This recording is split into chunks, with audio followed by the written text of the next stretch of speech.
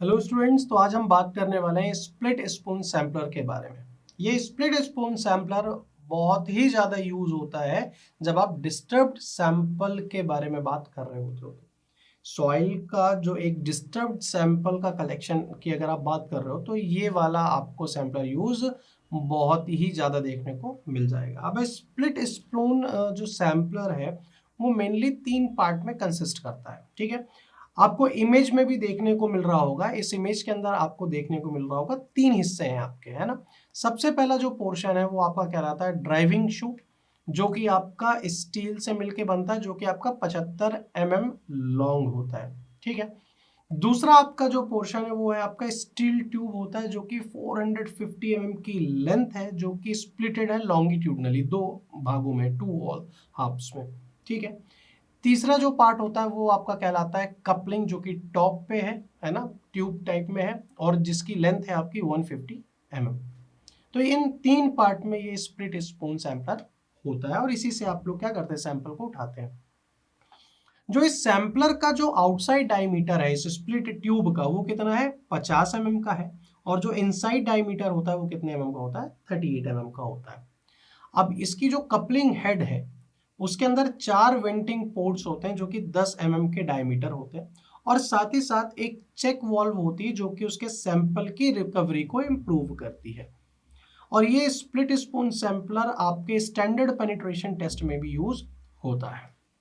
ठीक है, अभी काम कैसे करता है, कैसे ये यूज में आता है, उसके बारे में बात करते हैं। अभी तक तो इसके पार्ट्स के बारे में बात की और कहाँ यूज होता है। जैसे ही आपका एक बार बोर होल हुआ, अब आप क्या करोगे, ड्रिल रॉड के अंदर सैंपलर को कनेक्ट करोगे और उसको होल के निचले हिस्से तक ले जाओगे। सैंपल को कलेक्ट करने के लिए सबसे पहले सैंपलर को फोर्सफुली आप क्या करोगे, सॉइल के नीचे ले जाओगे और हैमर से नंबर ऑफ ब्लोज दोगे आप। जैसे ही आपका सैंपल कलेक्ट हो जाएगा तो उस सैंपलर को आप क्या कर दोगे, रिमूव कर दोगे। जैसे ही आप उस शू को, कपलिंग को रिमूव करते हो, उस ट्यूब से अलग करते हो, वो सैंपल से अलग हो जाता है।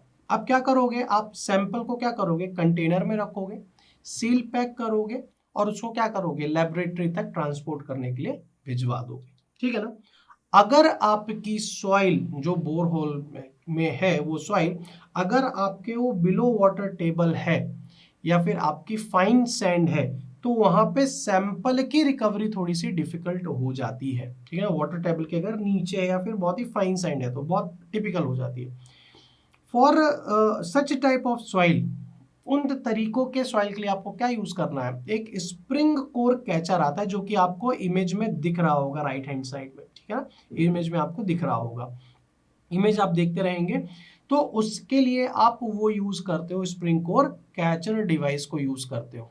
जैसे ही सैंपलर आप लिफ्ट करते हो, वो जो स्प्रिंग होती है क्लोज हो जाती है और वहां पे आपका डोम टाइप स्ट्रक्चर बन जाता है, जिसके अंदर सैंपल आपका रिटेन होता है। आपको स्क्रीन में, आपको इमेज में देखने को मिल रहा होगा। ठीक है, अब जब हम बात करते हैं कि जब हम सैंपल की टेक केयर की बात करते हैं, तो हम ये इंश्योर करते हैं कि वहाँ पे जो वाटर लेवल है वो थोड़ा सा, वहाँ पे जो प्रेशर है वो पीजोमेट्रिक लेवल तक हो, अदरवाइज वहाँ पे क्विक सैंड कंडीशन की प्रॉब्लम हो सकती है।